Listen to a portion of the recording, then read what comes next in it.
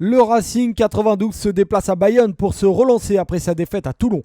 Chat, Leroux, Thomas, Vakatawa, Russell sont absents car sélectionnés pour France-Écosse vendredi.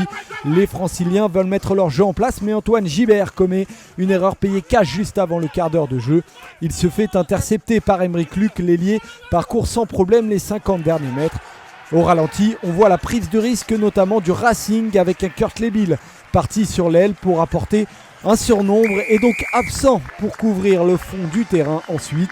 Encore fallait-il prendre le risque de monter en pointe. L'audace de l'ailier est récompensée. 8-0 puis 10-0 pour Bayonne grâce à la transformation de Gaëtan Germain. Aymeric Luc marque son 8e essai de la saison et rejoint donc Bourgarit, Nakaitasi, Nakosi à la 2e place de ce classement, dominé par Mathis Lebel et ses 12 essais. Le Racing passe à côté de sa première période et se retrouve logiquement mené 13-3 à la pause.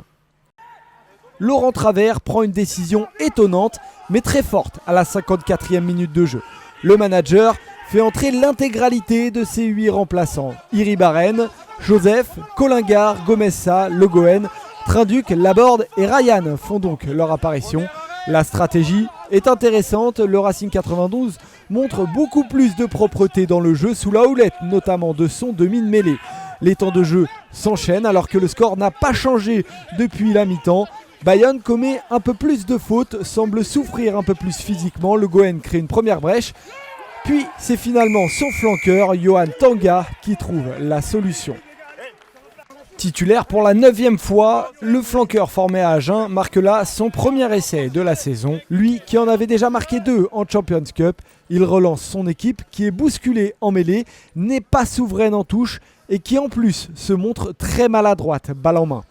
Tout cela est assez inhabituel mais le Racing est toujours dans le match Agen-Daugé car il revient à 13 partout après la transformation de Teddy Iribarren.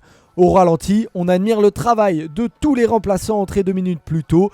La première ligne avec Colingard et Le Gouen fait sa part du travail, conclu en puissance par le jeune flanqueur. Il reste 20 minutes de jeu, Bayonne veut engranger absolument une 2e victoire de suite pour s'éloigner de la zone rouge et de Pau.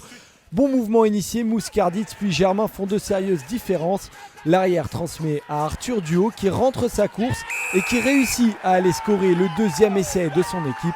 Quelle efficacité de la part du joueur de 23 ans qui marque sur son tout premier ballon de la rencontre. C'est son 3e essai de la saison, il en avait d'ailleurs déjà marqué un à l'aller, mais Bayonne s'était incliné.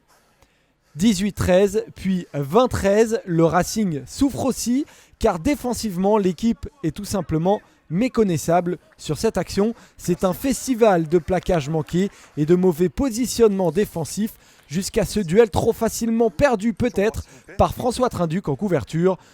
Donovan Taofifenua non plus n'est pas exempt de tout reproche sur cette action.